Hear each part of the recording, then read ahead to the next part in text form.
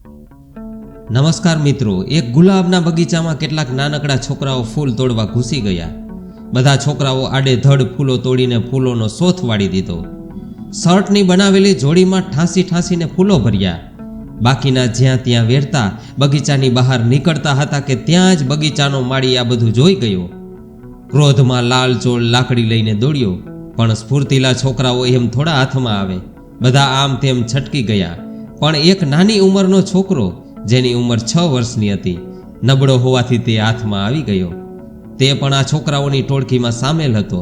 જોકે તેણે ફૂલ તોડ્યા નહોતા, પણ તેના મિત્રોની સાથે એ પણ બગીચામાં આવ્યો હતો.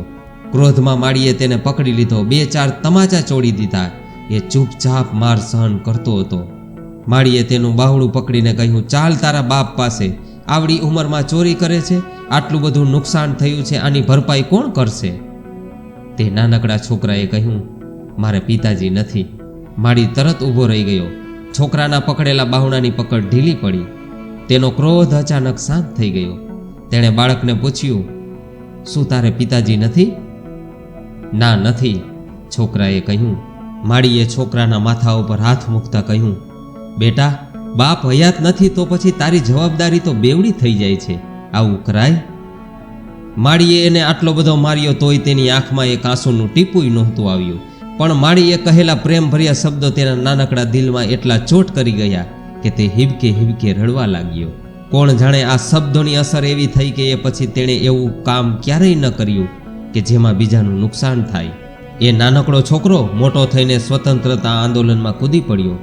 આખી જિંદગી દેશ માટે અને લોકોના ભલા માટે કામ કરતો રહ્યો. એ છોકરાનું નામ હતું લાલ બહાદુર શાસ્ત્રી, ભારતના પૂર્વ પ્રધાનમંત્રી. પૂંજીવાદી દેશો આપણા ઉપર હાવી થવા માંગતા હતા. એ સમયે શાસ્ત્રીજીએ દેશના લોકોને નારો આપ્યો, જય જવાન જય કિસાન. આજે પણ એમનો આ નારો એટલો જીવંત લાગે છે. તેમણે પત્રકાર પરિષદમાં કહ્યું હતું, ગમે તે ભોગે અનાજ અને બીજી ખાદ્ય સામગ્રીની કિંમત ઉપર અંકુશ રાખીને દેશના નાનામાં નાના માણસને આવશ્યક ચીજ વસ્તુ મળી રહે તેવા ઉદ્દેશ્ય સાથે તેઓ કામ કરશે, અને તેઓ તેમાં સફળ રહ્યા. ખેતી હશે તો મબલક પાક થશે અને તો જ દેશ સમૃદ્ધ બનશે તેવું માનવાવાળા શાસ્ત્રીજીએ 1965ના યુદ્ધ વખતે લોકોને આહવાન કર્યું કે દરેક માણસ એક દિવસનો ઉપવાસ કરે જેથી આ દેશમાં અનાજની ઘટને પહોંચી શકાય અને બીજા કોઈ દેશ ઉપર આપણે નિર્ભર ન રહેવું પડે.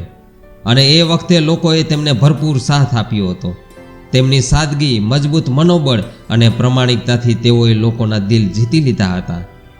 મિત્રો, કોઈએ કહેલા સારા શબ્દો કે કડવા શબ્દોને આપણે કઈ રીતે લઈએ છીએ તે મહત્વની વાત છે. એકવારની થયેલી ભૂલ તે ભૂલ કહેવાય છે, પણ એને વારંવાર રિપીટ કરવી એ ખરાબ આદત છે, અને એ આદત આખી જિંદગીને ખરાબ કરી શકે છે.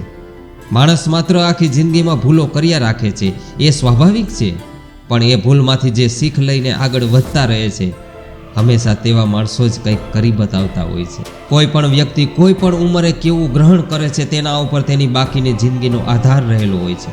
જેને સફળ થવું છે તે ગમે તે ભોગે, ગમે તેવા માહોલમાં રહીને પણ એ પોતાની જિંદગીને બહેતર બનાવવા કોશિશ કરશે. તે એવું જ ગ્રહણ કરશે જે તેની લાઈફને બેટર બનાવે. બાકી અવળા રસ્તે ચડવા માટે બુદ્ધિની જરૂર રહેતી નથી.